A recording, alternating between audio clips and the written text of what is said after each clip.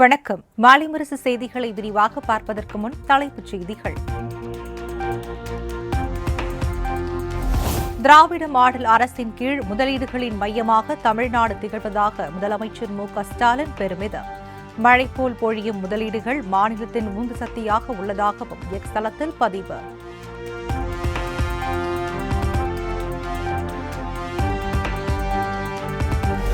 சென்னையில் தமிழ்நாடு முதலீட்டாளர்கள் மாநாட்டை தொடங்கி வைத்தார் முதலமைச்சர் மு.க.ஸ்டாலின். தமிழ்நாட்டில் இதுவரை 9.74 லட்சம் கோடி மதிப்பிலான முதலீடுகள் ஈர்க்கப்பட்டுள்ளதாக பெருமிதம்.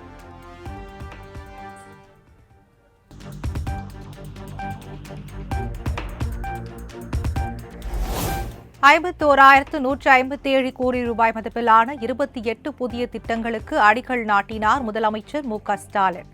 17,616 கோடி மதிப்பிலான முடிவுற்று 19 திட்டங்களையும் தொடங்கி வைத்தார்.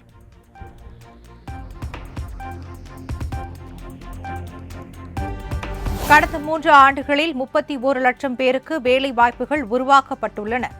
தமிழ்நாட்டிற்கு ஒளிமயமான எதிர்காலம் அமைந்துள்ளதாக முதலமைச்சர் மு.க.ஸ்டாலின் பேச்சு. மொத்தமாக சொல்லணும்னா கடந்த 3 ஆண்டுகளில்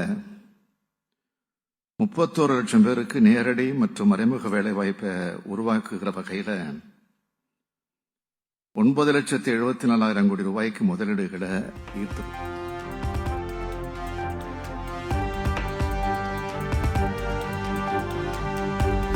அரசுமுறை பயணமாக போலாந்து சென்றடைந்த பிரதமர் மோடிக்கு உற்சாக வரவேற்பு. இரு நாடுகளுக்கு இடையேயும் வர்த்தகம், பாதுகாப்பு, கலாச்சாரம் உள்ளிட்ட துறைகளில் ஒப்பந்தங்கள் கையெழுத்தாக வாய்ப்பு.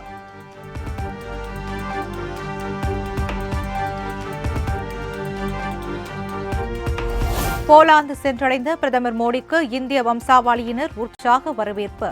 பூங்கொத்து வழங்கிய சிறுவர் சிறுமிகளிடம் கைகளை குலுக்கியும் உரையாடியும் மகிழ்ந்தார்.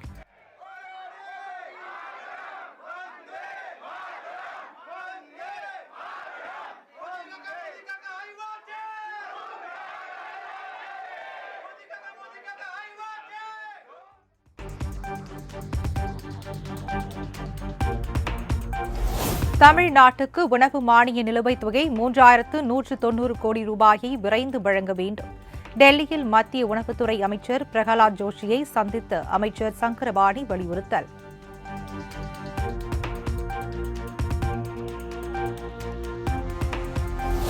குரூப் 1 முதல்நிலை தேர்வு முடிவை வெளியிட தடை விதிக்க கோரிய வழக்கு. டிஎன்பிஎஸ்சி தலைவரிடம் விளக்கம் பெற்று பதிலளிக்க தமிழ்நாடு அரசுக்கு உயர்நீதிமன்ற மதுரை கிளை உத்தரவு.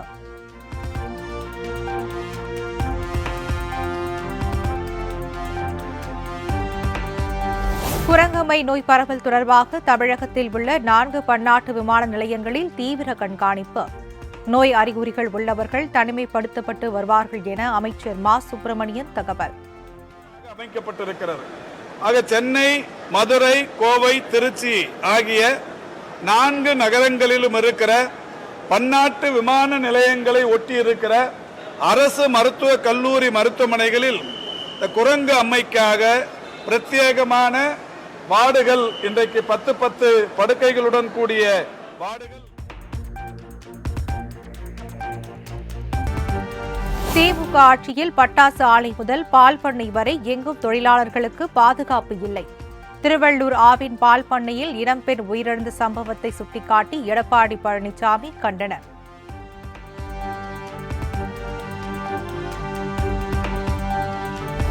திருவள்ளூர் ஆவின் பால் பண்ணை இயந்திரத்தில் சிக்கி பெண் உயிரிழந்த சம்பவம் கவனக்குறைவால் ஏற்பட்டிருக்கலாம்.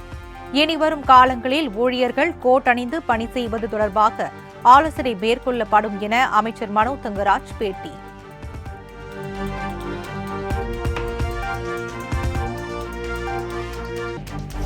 திமுக பாஜக இடையே ரகசிய உறவு இருப்பதாக முன்னாள் அமைச்சர் ஜெயக்குமார் விமர்சனம்.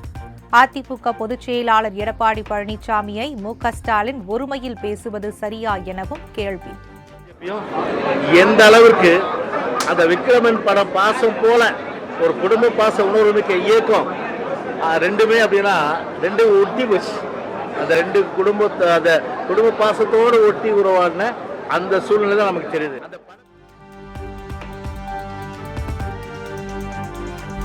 பாஜக மாநில தலைவர் அண்ணாமலை அரைவேக்காடுத்தனமாக அரசியல் செய்வதாக முன்னாள் அமைச்சர் செல்லூர் ராஜு காட்டம்.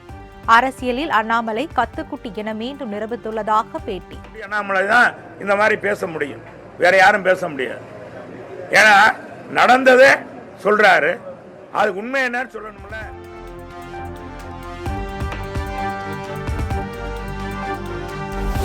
பாஜக என்று சொல்வதே அதிமுக முன்னாள் அமைச்சர்களுக்கு வேலையாக இருக்கிறது என அண்ணாமலை காட்டம்.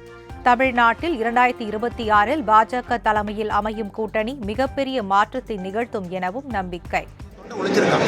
அதிமுக இவ்வளவு எம்எல்ஏ கிடைச்சிருக்காது, எதிர்கட்சி என்கிற அந்தஸ்தை இழந்திருப்பாங்க. அதனுடைய வெளிப்பாடு 2024 தெளிவா தெரிஞ்சிருக்கு.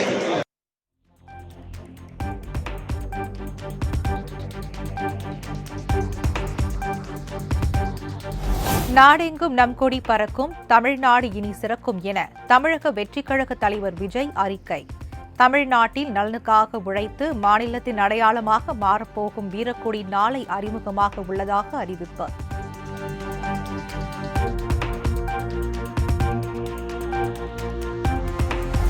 காலியாக உள்ள பணியிடங்களை நிரப்ப நடவடிக்கை எடுக்கப்பட்டு வருவதாக சென்னை உயர்நீதிமன்றத்தில் தமிழ்நாடு மின் பகிர்மான கழகம் விளக்கம்.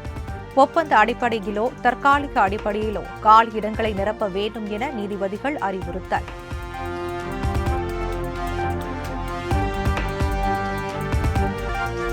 தமிழ்நாடு முழுவதும் நீர்நிலைகள், அரசு நிலங்கள், ஆக்கிரமிப்புகளை அகற்ற எடுத்த நடவடிக்கைகள் என்ன? தலைமைச் செயலாளர் அறிக்கை தாக்கல் செய்ய சென்னை உயர்நீதிமன்றம் உத்தரவு.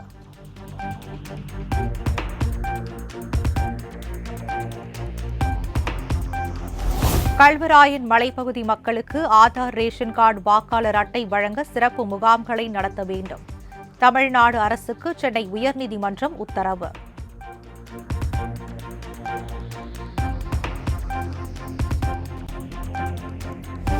சென்னை மெட்ரோ ரயில் 2ஆம் கட்ட திட்டத்தில் வழித்தடம் நீட்டிப்பு தொடர்பாக திட்ட அறிக்கை தயாரிக்க 4,80,00,000 ஒதுக்கீடு செய்து அரசாணை. சென்னை கலங்கரை விளக்கம் பூவிருந்தவள்ளி வரையிலான 4வது வழித்தடத்தை பரந்தூர் வரை நீடிக்க திட்டம்.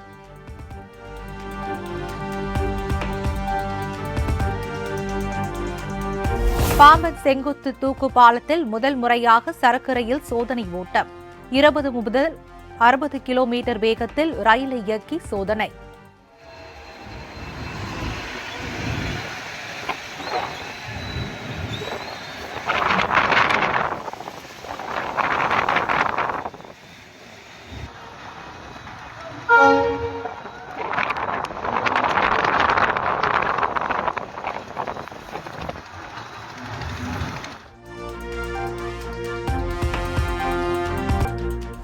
கூடலூர் கள்ளிக்கோட்டை சாலையில் ராட்சத மரம் ஒன்று திடீரென முறிந்து விழுந்ததால் பரபரப்பு.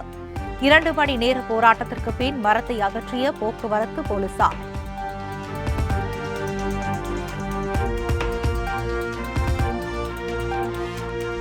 கரூர் மாவட்டம் குளித்தலை அருகே காவிரி கூட்டு குடிநீர் குழாயின் உடைப்பு.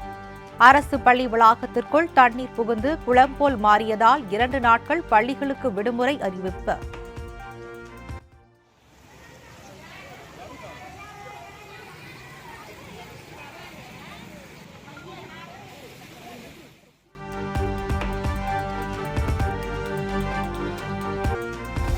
ஜார்க்கண்ட் மாநிலத்தில் காணாமல் போன போர் விமானத்தை தேடும் பணி தீவிரம்.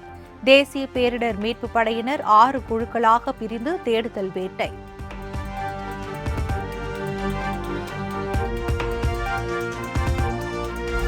சந்திரயான் 3 விண்ணில் ஏவப்பட்ட தினமான ஆகஸ்ட் 23 தேசிய விண்வெளி தினமாக கொண்டாடப்படும். மத்திய அமைச்சர் ஜிதேந்திர சிங் அறிவிப்பு.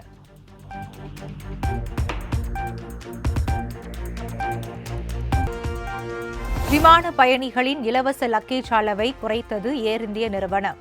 30 கிலோவிலிருந்து 20 கிலோவாக குறைந்தால் பயணிகள் அதிர்ச்சி.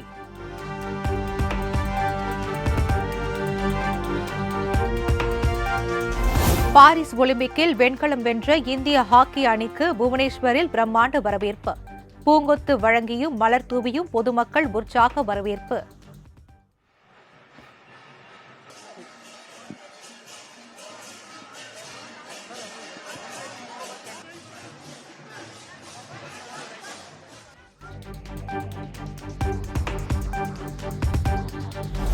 தேசிய அளவிலான விளையாட்டுப் போட்டிகளுக்கு மாணவர்கள் தேர்வு. புதுச்சேரி இந்திரா காந்தி விளையாட்டு மைதானத்தில் நடந்த தேர்வில் 2500 மாணவர்கள் பங்கேற்பு.